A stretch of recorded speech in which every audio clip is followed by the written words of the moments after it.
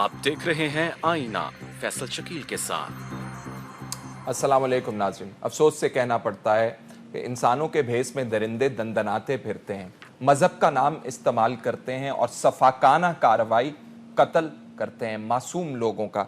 पाकिस्तान के अंदर ये पहली दफ़ा नहीं है कि मज़हब के नाम पर किसी की जान ले ली गई हो और इस अंदाज में ले ली गई हो कि हर शख्स जो है आबदीदा हो, हर शख्स जो है रंज से भरा हुआ हो।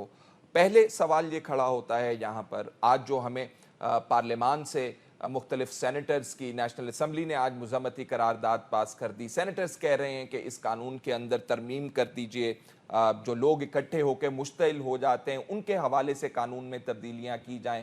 पहले आप सोते रहे, दूसरे लोगों को जान की बाजी हारते हुए देखते रहे, लोगों को जिंदा आग में जला दिया गया, लोगों को मार मार के कत्ल कर दिया गया, लेकिन आपके कान पे जूं नहीं रेंगी। मशाल खान का वाकया, केपी हुकूमत इस हवाले से, पाकिस्तान तहरीक इंसाफ इस हवाले से मेरा ख्याल है बिल्कुल उनको दाद देनी चाहिए कि उन्होंने इस मामले को बिल्कुल ऐन उसकी नौयत के मुताबिक उठाया और कानून के मुताबिक उसके अभी तक जो हमारे देखने में आ रहा है कार्रवाई जारी है। मजीद इसके हवाले से हम जानना चाहेंगे, शौकत यूसुफजई साहब रहनुमा पाकिस्तान तहरीक इंसाफ हमारे साथ फ़ोन लाइन पर मौजूद हैं। शौकत यूसुफजई साहब, हमें ये बता दीजिए, यूनिवर्सिटी इंतज़ामिया के हवाले से जो बयान सामने आया है, मरकज़ी मुल्ज़िम ने कहा कि मुझे बुला के कहा गया कि मैं मिशाल खान के और उसके दोस्तों के हवाले से इल्ज़ाम लगाऊं कि उन्होंने तौहीन रसालत की है। अभी तक क्या कार्रवाई अमल में लाई गई है? शौकत यूसुफजई साहब।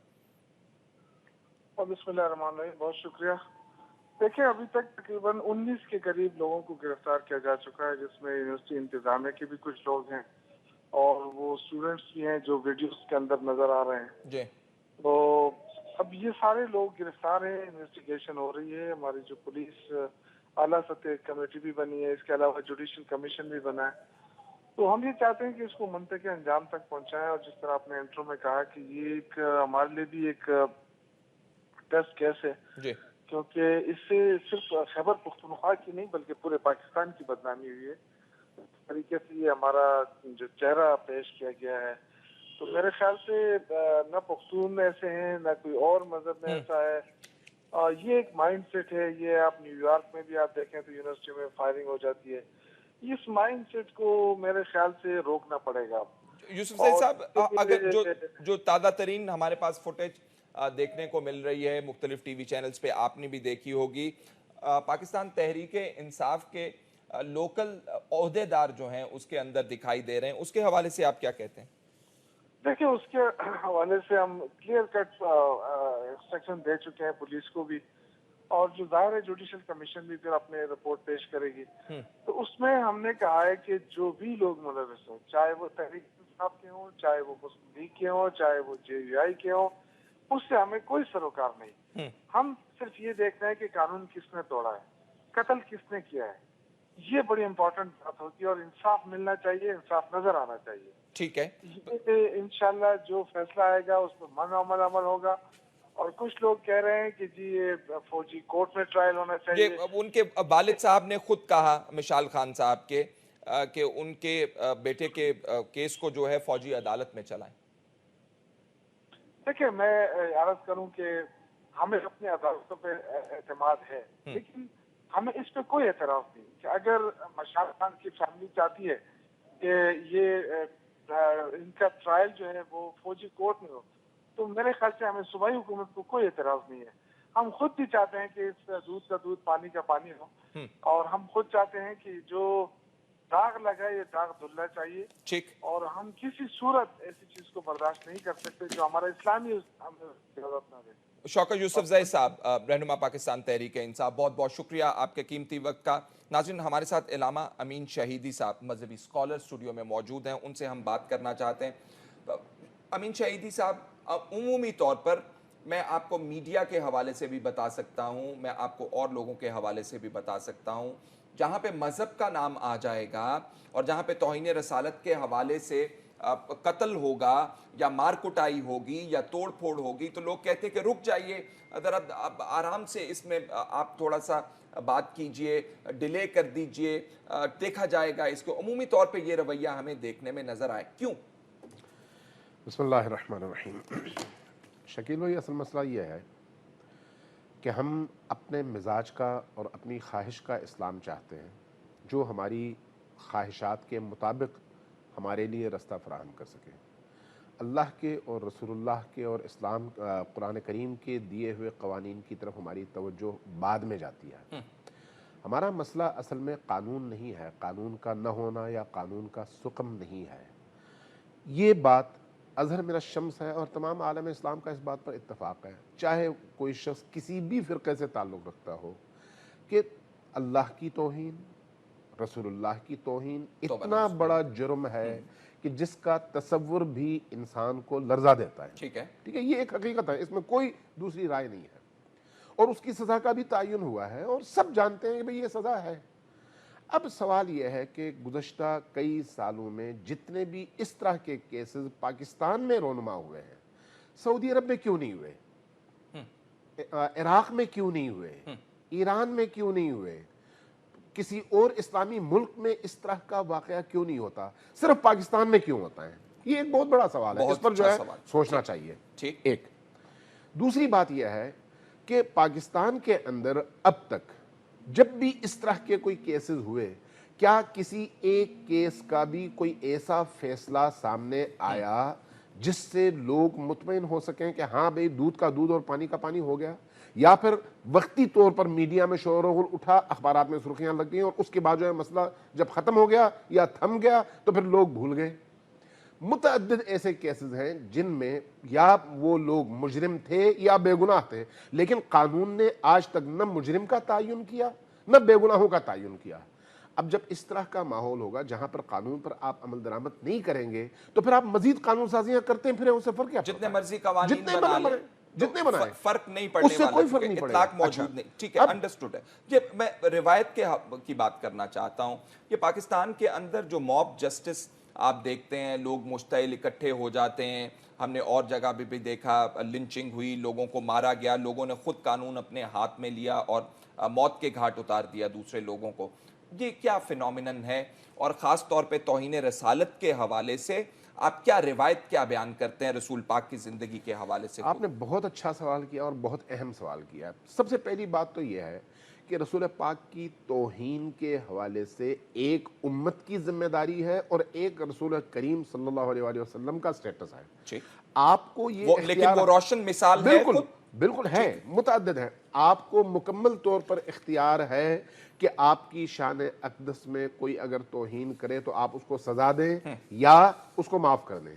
لیکن امت کے لیے جو روایات، جو آیات، جو احادیث، جو فقہی احکام اور جو قوانین شریعت ہیں، ان کے مطابق امت کو یہ حق حاصل نہیں ہے. اگر یہ بات ثابت ہو جائے کہ کسی شخص نے توہین کی ہے تو امت کا کام ہے، اس امت سے مراد جو ہے یعنی قانون ہے، یعنی انڈیویجول نہیں. یہ ذہن میں رکھیے گا کہ ہماری ریاست کی یا قانون کی یہ ذمہ داری ہے کہ جو شخص اس جرم کا ارتکاب کرتا ہے اس کو سزا دی جائے. اب سوال یہ ہے کہ کیوں ہمارے ہاں ایک موب اکٹھا ہوتا ہے اور ایک دم اس طرح کی جذباتی کیفیت پیدا ہوتی ہے؟ دیکھیں، ہمیں گراس روٹ لیول پر جانا چاہیے اور اس کے روٹس کو تلاش کرنا چاہیے. جب آپ ریاست کے انڈر میں ایسی پالیسیز بنائیں گے جس سے معاشرے کے اندر شدت پسندی میں اضافہ ہو، نفرتوں میں اضافہ ہو، سیاسی مصلحتوں کی خاطر آپ شدت پسندوں کو اپنے سائے میں لیں گے، ریاست کو کیا پتہ ہے کہ کون سی پالیسی بنانی ہے کون سی نہیں. میں مثالیں عرض کرتا ہوں. دیکھیے، جو کل عدم اور شدت پسند جماعتیں تھیں جنہوں نے کبھی موب کی صورت میں، کبھی انڈیویجولی، کبھی کار بم بلاسٹ کے ذریعے سے، کبھی ٹارگٹ کلنگ کے ذریعے سے اس معاشرے کے اندر بے گناہوں کا قتل عام کیا ہے، وہ بھی تو بے گناہ تھے نا، جس طرح سے مشال بے گناہ تھا. ٹھیک ہے، لیکن سوال یہ ہے کہ ان لوگوں کے ساتھ ریاست کی پالیسی کیا تھی؟ ریاست نے آج تک کتنی سزائیں دی؟ اس وقت بھی ریاست کی پالیسی یہ ہے کہ جو شدت پسند عناصر ہیں ان کو آپ مین اسٹریم لائن پہ لے آئیں تاکہ وہ پولیٹکس میں انوالو ہو جائیں اور ان کو شیلٹر مل جائے. جب آپ کی ریاست کی پالیسی ایسی ہوگی تو اس کے نتیجے میں شدت پسندی کا خاتمہ ہوگا یا پھر ان کا بیک بون جو ہے اس کو, شدت پسندی کے بیک بون کو آپ کا سیاسی شیلٹر مل جائے گا. اب وہ لوگوں کو تیار کر لیں گے, خود جو ہے ہاتھ نہیں لگائیں گے. یہ جو موب آیا ہے جس نے یہ واقعہ انجام دیا, یہ کسی مدرسے کا نہیں تھا, یہ لوگ لیبرلز تھے. یہ لوگ یا سیکولر کہیں ان کو یا لبرل کہیں, یونیورسٹیز کے طالب علم. سیکولر, لبرل, ریلیجس, جو بھی قانون نے کبھی کسی شخص کو یہ اختیار دیا نہیں دیا. میں اسی طرف آ رہا ہوں. سوال یہ ہے کہ اس کیفیت تک کیسے پہنچا. پہلے تو یہ مسائل تھے مدارس کے حوالے سے, مساجد کے حوالے سے, اب یونیورسٹیز تک یہ بات پہنچی ہے اور ان جماعتوں تک پہنچی ہے جن میں لبرلز ہیں, سیکولرز ہیں, عام افراد ہیں جن کا مذہبی بیک گراؤنڈ بڑا کمزور ہے, مضبوط نہیں ہے, لیکن اس کے باوجود وہاں پر اس حد تک شدت پسندی. اس کا مطلب یہ ہے کہ آپ نے معاشرے کو من حیث مجموع اس شدت پسندی کی طرف اس طرح سے دھکیلا ہے کہ ہر شخص جو ہے فرسٹریشن کا شکار ہے اور اس کو جیسے ہی موقع ملتا ہے وہ پھٹ پڑتا ہے. اب سوال یہ ہے جو آپ نے سوال کیا کہ کیا کسی انڈیویجول کو, کسی موب کو, کسی مفتی کو, حتیٰ میں کسی عالم دین کی بات کروں, یہ اختیار حاصل ہے کہ اگر اس کے علم میں کوئی ایسی بات آئے تو وہ اٹھے اپنی مسجد سے, اپنے ممبر سے, اپنے کسی بھی پلیٹ فارم سے فتویٰ دے اور کہے کہ ہاں بھئی جو کرنا ہے کرو اور قتل و غارت کر دو. کوئی اختیار اللہ نے نہیں دیا, کوئی اختیار رسول اللہ نے نہیں دیا, کوئی اختیار آپ کے قرآن کریم نے نہیں دیا. یہ اختیار اسلامی ریاست کو حاصل ہے, ریاست کے اداروں کو حاصل ہے, وہ ادارے جن کی ذمہ داری معاشرے کے اندر امن قائم کرنا ہے اور عدل جو دینا ادارے ہے. تماشا دیکھتے رہے ہیں ابھی تک اس قانون کے حوالے سے بنتا ہوا, جو یہ اداروں کا کام تھا کہ اس قانون کو بہتر کر سکیں یا اس کا اطلاق کر سکیں, وہ ذمہ دار ہیں آج. یقینی طور پر میں پہلے ایک سوال اٹھا چکا ہوں نا کہ کیا آج تک تفتیش کے نتیجے میں, تفتیش پولیس کے ہاتھ میں ہے, کیا تفتیش کے نتیجے میں دودھ کا دودھ پانی کا پانی ہوا کسی بھی کیس میں؟ نہیں. حتیٰ جب ہندو پوری آبادی کو جلا دیا گیا تو آپ نے کتنے لوگوں کو لٹکایا. وہ جو عیسائی جوڑے کو زندہ آگ میں جھونک دیا گیا جس کا پیچھے مقصد جو ہے مالی تنازع تھا, تو اس کو آپ نے کہاں پر سزا دی؟ جب آپ سزا نہیں دیں گے, جب آپ کے تفتیشی ادارے یہ کام نہیں کریں گے, جب آپ کی عدلیہ سزا دیتے ہوئے گھبرائے گی, تو اس کے بعد آپ یہ توقع کیوں رکھتے ہیں کہ اس چیز کو فروغ نہ ملے؟ آپ کسی مجرم کو, کسی نے اگر توہین رسالت کی ہے, نعوذ باللہ من ذالک, اگر کی ہے تو آپ اس کو ایک دفعہ لٹکائیں, اگلی دفعہ کوئی یہ کام نہیں کرے گا. اور اسی طرح سے جب کسی نے کسی بے گناہ انسان پر الزام لگایا تو الزام لگانے والے کو بھی وہ سزا دے کر آپ لٹکا دیں, اس کے بعد آپ دیکھیں گے یہ جرم دوبارہ نہیں ہوگا. کیا مراحل کیا ہو سکتے ہیں اس کے؟ کسی نے الزام لگایا کسی کے اوپر, تھانے میں چلے گئے, پھر آپ نے تفتیش کر کے ایسرٹن کرنا ہے, پھر چالان ہونا ہے, پھر آپ نے جانا ہے, گواہان نے آنا ہے, تو یہ سٹیجز کے اندر یہ سارا کچھ بٹا ہوا ہے, لوازمات موجود ہیں اس کے. یقیناً دیکھیں قانونی طور پر تو یہی ہے کہ آپ جائیں گے ایف آئی آر کاٹیں گے, ایف آئی آر کاٹنے والا آفیسر بھی جو ہے, چونکہ یہ انتہائی نازک اور حساس مسئلہ ہے 295C کا, یعنی کسی شخص کی بے گناہی اور گناہگار ہونے کی صورت میں, دونوں صورتوں میں جو سزا ہے وہ بہت بڑی سزا ہے. لہٰذا اس میں حساسیت کی ضرورت ہے, توجہ کی ضرورت ہے اور بہت ہی زیادہ باریک بینی کی ضرورت ہے. اس لیے جو قانون بنایا گیا تھا اس میں ایس پی اور ایس ایس پی لیول کے بندے کی انوالومنٹ اور اس کی اجازت کے بعد ہی آپ ایف آئی آر کاٹ سکتے تھے, یہاں تک احتیاط کی گئی تھی. لیکن آپ کا جو پروسیس ہے پولیس کا وہ اتنا کند ہے, آپ کا عدلیہ کا پروسیس جو ہے وہ سال ہا سال پر محیط ہے اور اس کے بعد بھی سزا نہیں ملتی. جب اس پروسیس سے کوئی شخص گزرتے ہوئے عدل کا انتظار نہیں کر سکتا تو اس فرسٹریشن کے نتیجے میں ہر ایک قانون ہاتھ میں لیتا ہے. آپ قانون ہاتھ میں لینے کے وہ دروازے بند کر دیں, اس کے بعد آپ دیکھیں کبھی بھی اس طرح کا کوئی کیس نہیں ہوگا. آپ قانون پر عمل درآمد کا آغاز کریں, ایک سال کے اندر اگر آپ 20 کیسز اس طرح کے سامنے لے آئیں اور اس کا فیصلہ کر لیں تو آپ اس کے بعد اگلے سال دیکھیں گے یہ ریشو 100 سے نیچے آ کر 10 پر بھی شاید نہ رکے, اس سے بھی نیچے آ جائے. اس کا مطلب یہ ہے کہ قانون ہے, سسٹم آپ کا بیمار ہے, اس سسٹم کا علاج کروائیں. اس پہ بعض کیسز کے اندر پہلے انکوائری چلتی ہے, انکوائری میں ثابت ہوتا ہے یا محسوس ہوتا ہے کہ یہ واقعی مرتکب ہوئے ہیں اس جرم کے، پھر FIR رجسٹر ہوتی ہے. آپ کے خیال میں کوئی گنجائش موجود ہے کہ پہلے اس قسم کا میکنزم تیار کیا جائے؟ ابھی بھی کہا جا رہا ہے پارلیمان کے اندر کہ تبدیلی کی جا سکتی ہے اس قانون کے اندر، موب جسٹس کے حوالے سے بات کی جا سکتی، گنجائش موجود ہے. امپلیمنٹیشن میں آپ کے نقطہ نظر سے بالکل متفق ہوں، نہیں ہے، لیکن اس کو امپروو کر کے آپ اس کو اطلاق کریں. اس کا ہمارے پاس ہمارے اس ملک میں بڑے بڑے قانوندان بیٹھے ہوئے ہیں، چونکہ اس قانون کے بیک گراؤنڈ میں قرآنی ایک قانون ہے، اسلامی ایک قانون ہے کہ توہین رسالت یا توہین اللہ کی سزا کیا ہے، لہٰذا اس بیک گراؤنڈ میں یہ قانون بنایا گیا ہے. اب اس قانون پر عمل درآمد کے حوالے سے جب آپ اس کیس کو پرسیو کریں گے، اس پروسیس سے گزاریں گے، اس مقام تک پہنچائیں گے کہ ایک جرم ثابت ہو یا پھر کوئی شخص ملزم جو ہے وہ بے گناہ ثابت ہو، اس پروسیس میں تبدیلی آپ 1000 دفعہ کریں، کوئی حرج نہیں ہے. قانون تو ہے، اس پروسیس کو آپ بہتر بنائیں، اس طرح سے بہتر اور شفاف بنائیں کہ نہ مجرم اس قانون کی زد سے بچے اور نہ بے گناہ اس قانون کی زد میں آئے. لیکن اس وقت میرے علم میں ہے فیصل آباد کے جیل میں، لاہور کے بعض جیلوں میں، یہاں پر بھی کئی ایسے بے گناہ لوگ اپنے ذاتی دشمنیوں کی وجہ سے اس طرح کے الزامات کے تحت جیلوں میں موجود ہیں. ان میں گناہگار بھی ہوں گے لیکن گناہگاروں کی تعداد شاید 10% بھی نہ ہو. لیکن یہ جو ہمارے معاشرے نمٹا دیے جائیں، اور اگر یہ ثابت ہو کہ الزام لگانے والے نے زیادتی کی اور جھوٹا الزام لگایا، بالکل اس کی بھی سزا بالکل اس کو آپ سزا دیں نا، سزا دے کر ایک دفعہ عبرت کا نشان بنائیں گے تو اگلی دفعہ یقیناً 10 دفعہ آدمی سوچے گا کہ مجھے ایسا بھیانک جرم انجام نہیں دینا چاہیے. علامہ امین شہیدی صاحب، آپ کے وقت کا بہت بہت شکریہ. بہت اہم معاملہ تھا، ہم چاہتے تھے کہ آپ کی رائے اس کے اوپر ضرور سامنے آئے. ناظرین، جو 90% سے بھی زیادہ اس قسم کے کیسز کے اندر ذاتی دشمنی، مالی معاونات، زمین کے تنازعات شامل ہوتے ہیں، جس کی وجہ سے یہ الزامات لگائے جاتے ہیں، مقدمے رجسٹر کرائے جاتے ہیں اور ایک عرصے تک عدالت کے اندر لوگوں کو رکھا جاتا ہے. میرا خیال ہے جہاں مشال خان کے کیس میں ہم نے درندگی دیکھی، صفاقی دیکھی، وہاں پہ اس کو اچھی مثال کے طور پر قائم کرنے میں میرا خیال ہے سب کو آگے بڑھ کے کام کرنے کی ضرورت ہے. اگلے سیگمنٹ میں ناظرین ہم بات کرنا چاہتے ہیں ملک کی معاشی بدحالی کی. بجٹ پیش کیا جا رہا ہے اور ڈیفیسٹ بجٹ جو ہے پیش کیا جا رہا ہے. حکومت چاہتی زیادہ سے زیادہ پیسہ ہمارے پاس موجود ہو تاکہ ہم نئی اسکیم. تو آپ روزانہ جانتے ہوں گے، ذرا معیشت کے اوپر نظر دوڑائیے، حال دیکھیے ان لوگوں کا جو بزنس کو جانتے ہیں، جو اکانومی کو جانتے ہیں، وہ کیا کہہ رہے ہیں. اسحاق ڈار صاحب خود کیا کہہ رہے ہیں نئے بجٹ کے حوالے سے؟ 1.44 ٹریلین روپیز کا ڈیفیسٹ ہوگا.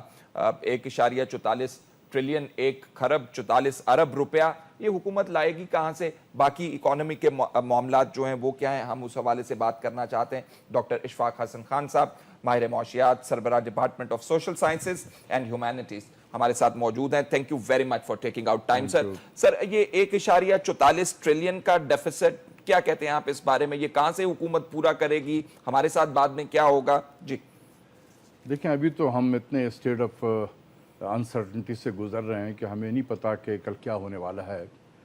اور ملک جو ہے اس وقت ایک اسٹیٹ آف سسپینشن میں چلا گیا ہے. اسٹیٹ آف سسپینشن میں بالکل معلق ہوا ہوا، because everybody is looking toward supreme court کی ججمنٹ کے حوالے سے. سارا کاروبار مملکت جو ہے نا، اگر میں بزنس اور اکانومی کے حوالے سے کہہ رہا ہوں، everybody is waiting for the result. تو جس کی وجہ سے کچھ ایکشن، میں بہت سارے پرائیویٹ سیکٹر سے بات کرتا رہتا ہوں، وہ یہی کہتے ہیں کہ جی ابھی تو ہمیں پتہ نہیں ہے کہ کیا ہونے والا ہے.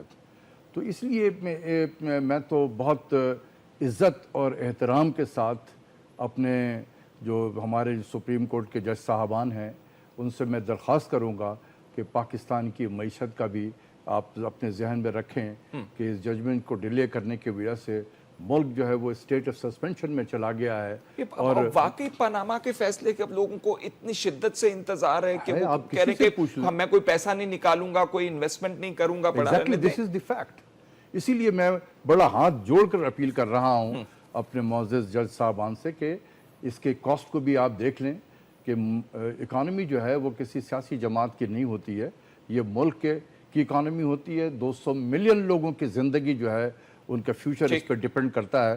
تو لہٰذا اس کو سامنے رکھتے ہوئے جو بھی فیصلہ ہے آپ نے بہتر سمجھا ہوگا، جس طریقے سے بھی آپ لے آئیں تاکہ یہ ایک اسٹیٹ آف انسرٹنٹی سے نکل جائے قوم، جس نے جو ڈیسیجن لینا ہے کرنا ہے بزنس کے حوالے سے وہ کم سے کم سامنے آ جائے.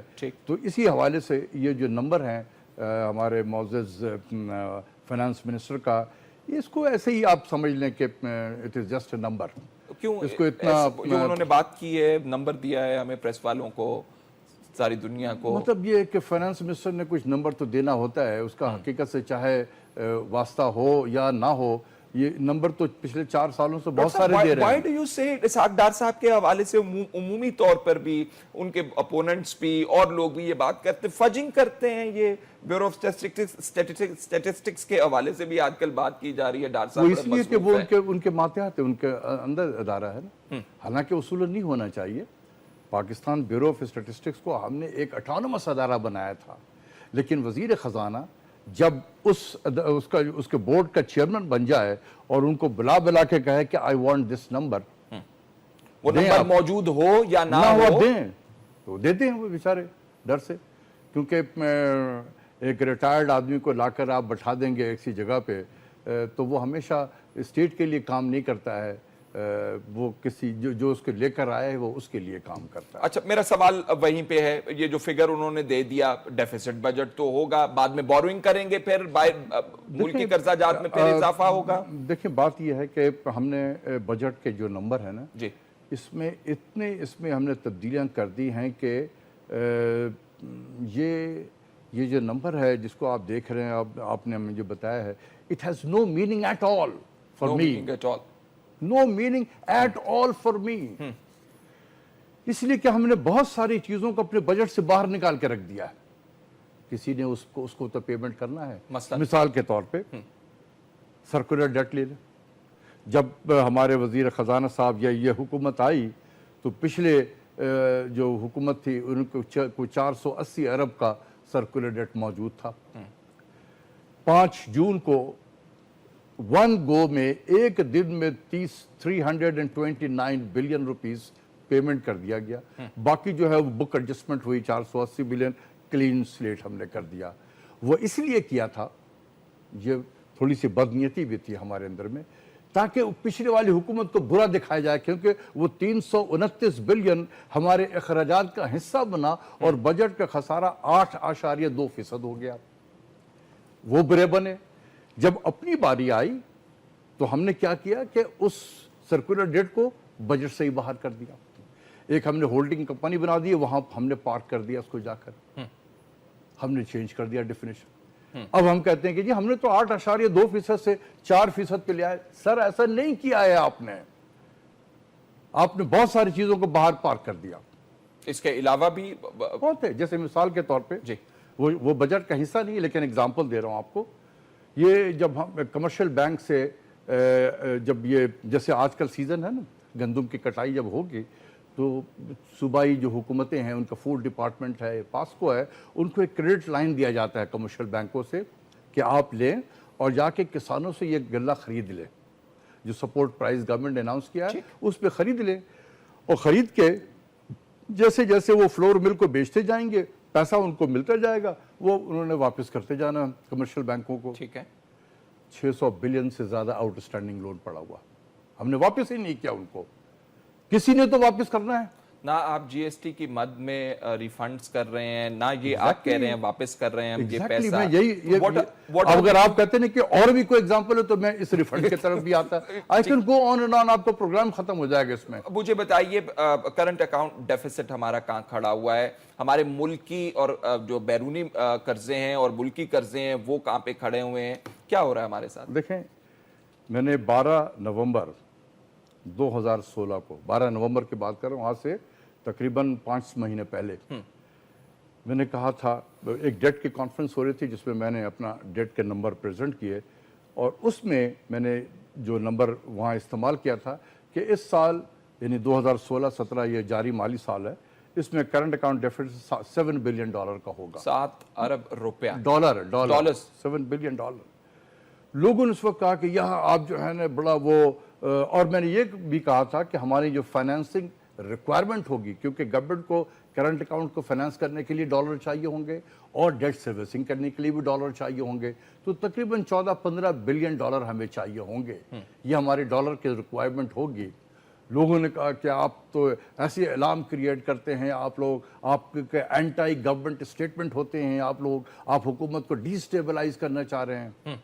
और आज हम जहाँ खड़े हैं, आज स्टेट बैंक भी वही कह रहा है जो मैंने 5 महीना पहले कहा था, आज स्टेट बैंक भी वही कह रहा है।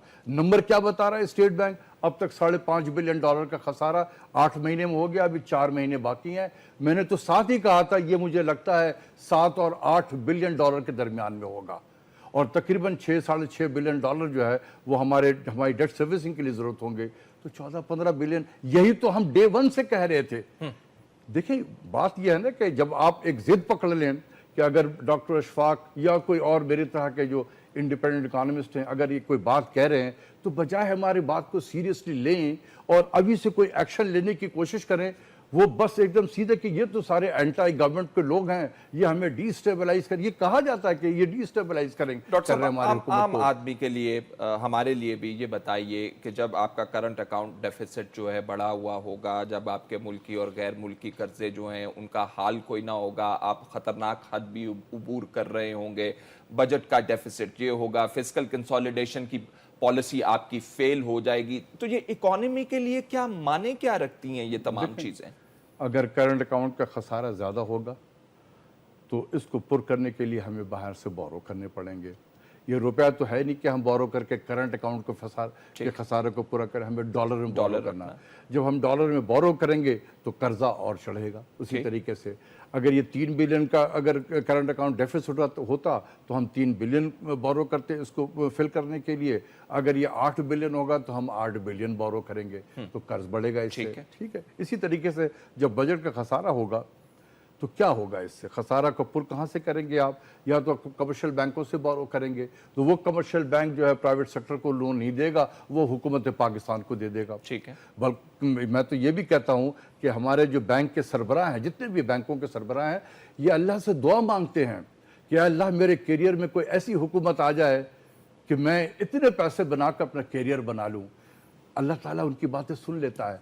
200 मिलियन की आबादी, 20 करोड़ अवाम एक तरफ और बैंकों के सुदूर एक तरफ, उनकी दुआएं अल्लाह ताला पूरी कर रहा है। ऐसी हुकूमतें ले आता है कि वो पागलों की तरह बोरो उनसे कर रहे होते हैं। अल्लाह की मार है, वसातत से दुआएं उनकी कबूल हो रही हैं।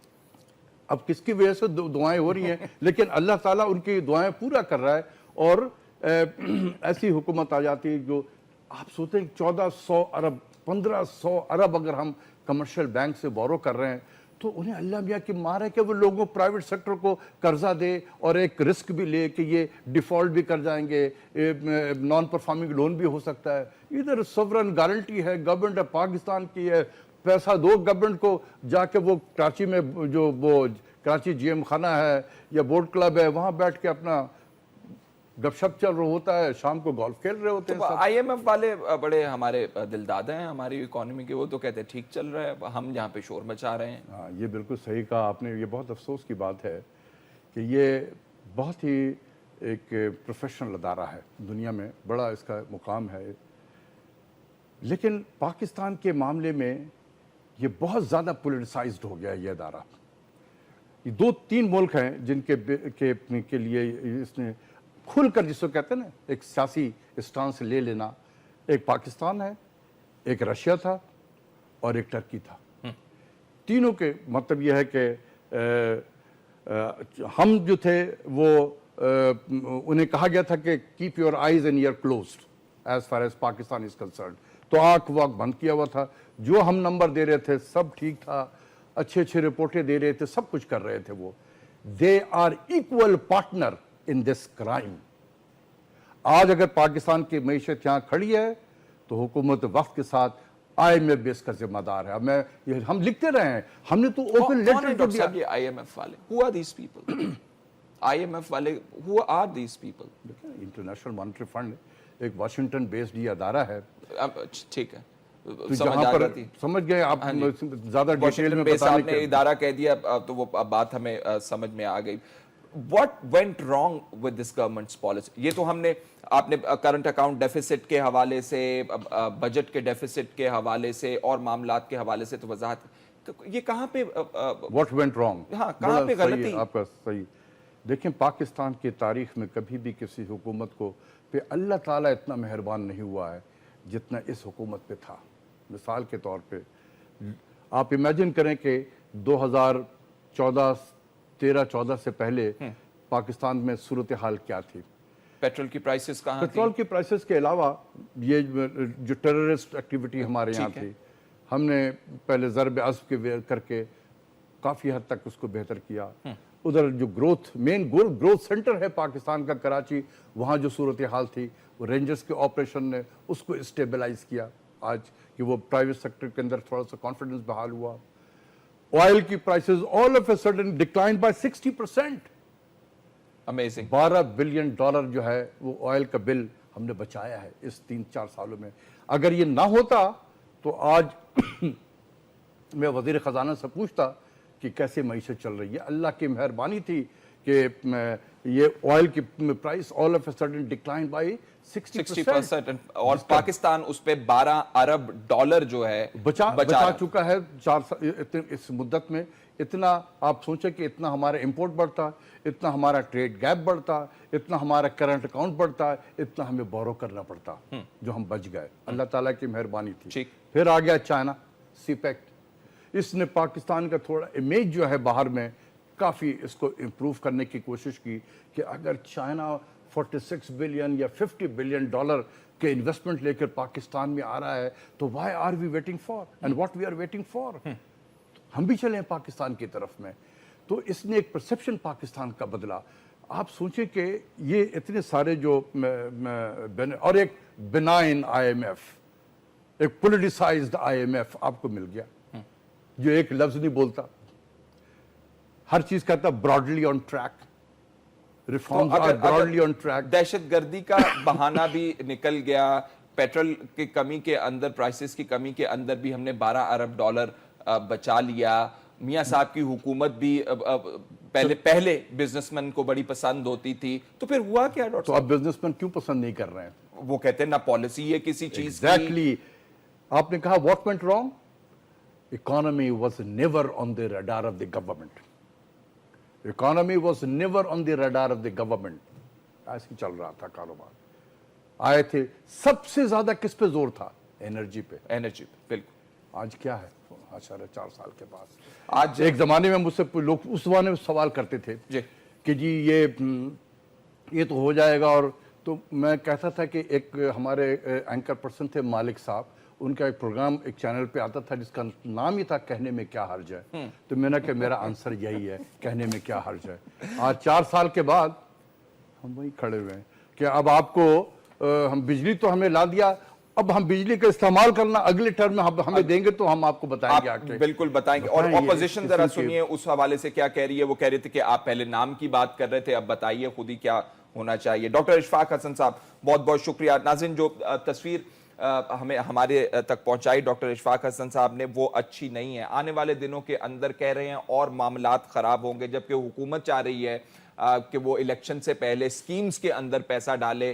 کہاں سے پیسہ لے کے آئے گی؟ مزید بورنگ ہوگی, ڈیفیسٹ اوپر جائے گا, پھر بورنگ کریں گے. اچھا نہیں ہے یہ تمام چیزیں. آپ کہہ رہے تھے کہ آپ فسکل کنسولیڈیشن کی طرف جائیں گے, وہ معاملات کہاں گئے؟ بہرحال یہ سیگمنٹ ختم ہوا. اگلے سیگمنٹ میں ہم تختے لاہور کی بات کرنا چاہتے ہیں جو کہ 80% اندھیرے میں ڈوب گیا تھا, ڈوبتا چلا جا رہا ہے. جتنی پہلے بجلی ہمارے پاس موجود تھی شاید لگتا آج کل یہ ہے کہ اتنی بھی نہیں رہی.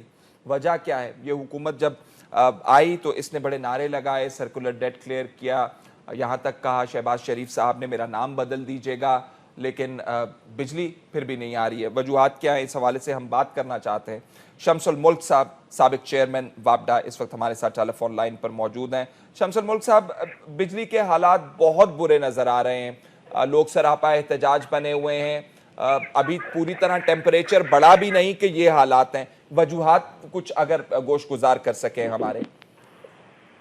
دیکھیں یہ تو میرے خیال میں لگتا مجھے یہ ہے کہ جو کام شروع ہے اس میں تو وہ 1.5 سال میں یہ حالات بہتر ہو جائیں گے بہتر، لیکن جو مسئلے ہمارے ہیں اس کا جڑ جو ہے وہ جڑ اس کا یہ ہے کہ 1994 میں جی تک پاکستان کے عوام کی بجلی کی ضروریات مکمل وہ کرنا پیدا کرنا یہ وابڈا کی ذمہ داری تھی، اور وابڈا کافی حد تک یہ اپنی ذمہ داری جو ہے وہ صحیح طریقے سے بنا رہا تھا، اور اس کا پروگرام تھا کہ ہم انشاءاللہ تعالی تقریباً کوئی 94 سے آگے باغ ڈیم مکمل کر لیں گے، 4,500 میگا واٹ بجلی وہاں سے آ جائے گی، اور اس کے بعد پھر ہمارا پروگرام تھا کہ جو بادشاہ ڈیم ہے وہ تقریباً 2010 میں 4,500 میگا واٹ کی بجلی وہاں سے آئے گی۔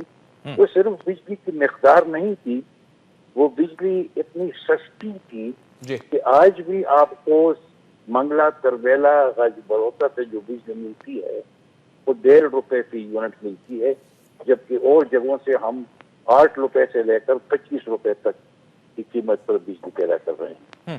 تو چونکہ وہ وابڈا کی بات نہیں مانی گئی، وابڈا کا پروگرام نہیں مکمل ہوا، تو یہ جو کچھ ہو رہا ہے اس میں آنا تھا۔ مجھے 1 سال پہلے ایک صاحب ملے، مجھے دیکھ کر انہوں نے پوچھا پہلے کہ سر آپ شمس ملک صاحب ہیں؟ تو میں نے کہا ہاں۔ تو اس نے کہا میں آپ کی ایک انٹرویو سن رہا تھا آج سے 15 سال پہلے، جو کچھ آپ نے کہا تھا وہ ہو رہا ہے۔ میں نے کہا جو کچھ میں نے کہا تھا وہ اس لیے ہو رہا ہے کہ میں نے سچ بولا تھا، اور میں نے یہ کہا تھا کہ اگر ہم اس پروگرام کے جو وابڈا کا پروگرام ہے اس پر آگے نہ چلیں تو پاکستان کی ضروریات میں جو مسائل آئیں گے بجلی کے آئیں گے، اور دوسری بات جو مجھے اس سے بھی زیادہ پریشان کن نظر تھی اس زمانے میں بھی وہ یہ ہے کہ پھر پانی کی کمی آئے گی، اور بجلی کے لیے تو انسان کچھ کر سکتا ہے لیکن پانی کا کیا کریں گے؟ تو یہ دونوں چیزیں ایسی ہیں۔ آپ نے پانی کا کبھی جو مسئلے ہیں وہ سنا ہے اور دیکھا ہے، اور حالات جو ہیں اس ملک میں جو ہو رہے ہیں وہ دیکھے ہیں، یہ صرف اس وجہ سے ہے کہ غلط فیصلے کے اوپر پاکستان چل پڑا، اور وابڈا نے بڑی کوشش کی تھی اس وقت لیکن یہ بات نہیں ہو سکی۔ لیکن اب جو مسئلہ ہے مجھے تو یہ امید ہے کہ بجلی کی جو مقدار ہے مقدار انشاءاللہ مکمل ہو جائے گی۔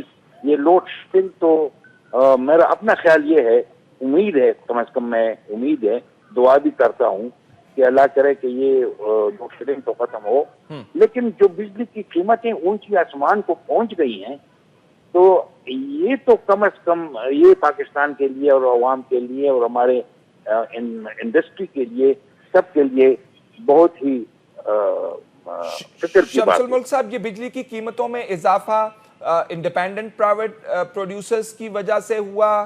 آنے والے دنوں کے اندر سی پیک کے بہت بڑے منصوبے لگ رہے ہیں پاور کے، ان کی بھی بجلی آنا شروع ہوگی، تو آپ کا کیا خیال ہے؟ مزید اس کے اندر اضافہ ہوگا بجلی کی قیمت کے اندر؟ دیکھیں بجلی کی قیمت کے اندر اضافہ اس لیے ہوگا کہ ہم جو کچھ ہے نا دیکھیں، صرف ہائیڈل بجلی ایسی ہوتی ہے کہ جس کا فیول نہیں ہوتا، اس کا فیول نہیں ہوتا۔ باقی ہر قسم کی بجلی جو ہے اگر آپ گیس سے بنائیں، آپ تیل سے بنائیں، آپ کسی چیز سے بھی بنا دیں، تو کول سے بنائیں، تو اس میں فیول کی کاسٹ آتی ہے۔ فیول کی کاسٹ جو ہے وہ وقت کے ساتھ بڑھتی رہتی ہے کیونکہ چیزیں مہنگی ہوتی جاتی ہیں۔ اس لیے یہ کہنا کہ جی اب تو ٹھیک ہو جائے گا اور 5 سال کے بعد نہیں ہوگا، 5 سال اس کے بعد پھر قیمتیں اور بھی بڑھیں گی، اور بھی بڑھیں گی، اور بھی بڑھیں گی۔ موجودہ جو بحران ہے وہ کس وجہ سے؟ دریاؤں میں پانی کم ہونے کی وجہ سے ہے، سرکولر ڈیٹ کی وجہ سے ہے جو پاور پروڈیوسرز کو دینا ہے، یہ کس وجہ سے ہے؟ میرا آج اب جو مسائل ہیں یہ ہونے تھے، یہ اس چیز سے ہونے تھے جس کا میں نے ذکر ہوا۔ ایک صاحب نے جب پوچھا تھا کہ جی آپ نے جو کچھ کہا تھا وہی ہو رہا ہے، تو وہ ہونے تھے اس لیے کہ ہمیں معلوم تھا کہ اگر وابڈا کا جو پلان ہے، جو پروگرام ہے، اگر اس پر عمل نہیں کیا جاتا تو پاکستان کو کن مسائل کا مقابلہ کرنا پڑے گا۔ وہی مسائل آج ہمارے آڑے آ رہے ہیں، اور وہی مسائل آ رہے ہیں۔ ہم نے اس کا میں تو آج سے 20 سال پہلے یہی کہا کرتا تھا جو آج کل ہو رہا ہے۔ میں نے یہ 2-3 الفاظ کہے تھے۔ ایک یہ کہا تھا کہ ہمارے جیب میں وہ پیسے نہیں ہوں گے کہ جس سے ہم بجلی بنا سکیں. یہی بات ہے. جب آج کل ہمارے پاس تو ہماری جو انسٹال کیپیسٹی ہے وہ تو کافی ہے, صرف تیل نہیں ہے. تیل اس لیے نہیں ہے کہ تیل جتنا زیادہ منگائیں گے تو آپ کی سرکولر ڈیٹ جو ہے وہ زیادہ بڑھتی جائے گی, اور وہ مسائل آئیں گے, اکانومی کے اوپر مسائل آئیں گے. ایک کیپیسٹی کا آپ نے ہمیں بتا دیا کہ فیول اگر آپ زیادہ منگوائیں گے بجلی زیادہ بنا سکتے ہیں, لیکن قرضہ سرکولر ڈیٹ کون اتارے, پیسے کون دے. شمس الملک صاحب, کچھ لوگوں کا یہ بھی کہنا ہے کہ آپ بجلی پیدا کرنے کی استطاعت جو ہے, صلاحیت جو ہے وہ بڑھاتے جا رہے ہیں, لیکن آپ کا جو نظام ہے بجلی کا, ترسیل کا, جو گرڈ سٹیشن سے لے کے گھروں تک بجلی پہنچاتا ہے, وہ اس کو کیری نہیں کر سکے گا, آپ کو اور بہت مسائل کا سامنا کرنا پڑے گا. کیا کہتے ہیں آپ؟ بالکل صحیح بات کہہ رہے ہیں. یہ بھی دوسری, اب اگر آپ مجھے بتا دیں تو میں آپ کو ایک سوال پوچھنا چاہتا ہوں. یہ جو ہے یہ بالکل میں اس وقت بھی کہتا تھا, لیکن پرابلم یہ جو ہے وہ یہ ہے کہ چونکہ یہ بجلی کی کمی ہے تو اس لیے یہ ٹرانسمیشن, یہ ڈسٹریبیوشن کی طرف تو کوئی پیسے نہیں لگاتا, اس پر کافی پیسے لگانے پڑیں گے. ہمیں اپنے ڈسٹریبیوشن سسٹم کو بہتر کرنے پڑے گا. اور دوسری بات جو اس سے بھی اہم ہے, ہماری جو ٹرانسمیشن وولٹیجز ہیں وہ بالکل آؤٹ آف ٹائم ہیں, ان کو بھی ٹھیک کرنا پڑے گا. اور پھر اس کے بعد آپ کہہ سکتے ہیں کہ جناب حال, چونکہ بجلی کی قیمت جو ہے, بجلی کا مسئلہ ہے, تو اس طرف تو لوگ خیال ہی نہیں کرتے. لیکن یہ بات کوئی نئی نہیں ہے. یہ بات اس وقت بھی میں کہا کرتا تھا کہ خدا کے لیے ہمیں چاہیے کہ ہم, لیکن پھر جب ہم سے نکل گئی بات, ہمارے ہاتھ سے نکل گئی, ہمیں کہا گیا کہ بھائی تم لوگ صرف ڈیم بناتے رہو, باقی کام حکومت کا ہوگا. تو بس حکومت کا یہ کام چل رہا ہے. بس حکومت کا کام ہم نے دیکھ لیا. شمس الملک صاحب, ہمیں اچھا نہیں محسوس ہو رہا, لوگ سراپا احتجاج بنے ہوئے ہیں. آپ کے وقت کا بہت بہت شکریہ. سابق چیئرمین بابڈا شمس الملک صاحب ہمارے ساتھ محو گفتگو تھے, بتا رہے تھے کہ حالات کیوں خراب ہیں. منصوبہ بندی نہیں کی گئی, سال پہلے کہا گیا کہ یہ حالت آپ کی ہوگی اور وہ حالت آج ہماری ہے. ناظرین, پاناما کے حوالے سے آپ کو اپڈیٹ کرنا چاہتے ہیں. خبر آ رہی ہے کہ 20 اپریل کو پاناما کا فیصلہ آئے گا. 23 فروری کو یہ محفوظ کیا گیا تھا. بہت زیادہ لوگوں کو اس کا انتظار ہے. ابھی بھی آپ نے اگر ہمارا سیکنڈ سیگمنٹ دیکھا اور جس میں ڈاکٹر اشفاق حسن کے ساتھ ہم گفتگو اکانومی کے حوالے سے کر رہے تھے, تو وہ بتا رہے تھے کہ تمام تر بزنس, تمام تر انویسٹمنٹ, تمام تر کاروبار پاناما کے فیصلے کی وجہ سے لوگوں نے محفوظ کر دیا ہے.